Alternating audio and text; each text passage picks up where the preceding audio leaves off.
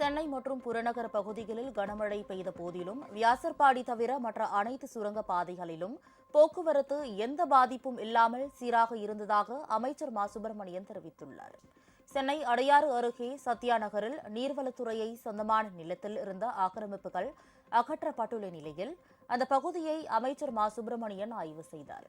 பின்னர் செய்தியாளர்களிடம் பேசிய அவர், சென்னையில் கடந்த 2 தினங்களாக 20 முதல் 24 சென்டிமீட்டர் வரை மழை பெய்த போதிலும் எந்த பகுதியிலும் பெரிய அளவில் தண்ணீர் தேங்கவில்லை என்று கூறினார். சென்னை மாநகராட்சி எல்லைக்குள் இருக்கிற 22 சுரங்கப்பாதைகளிலும் போக்குவரத்து இடையூறு இல்லாமல் மிக நேர்த்தியாக போக்குவரத்து சென்று கொண்டிருக்கிறது. எந்த இடத்திலும் மழை பொழிந்தால் பொழிகிற போது ஒரு சிறிய அளவிலான நீர்த்தேக்கம் இருப்பது என்பது இயல்பு.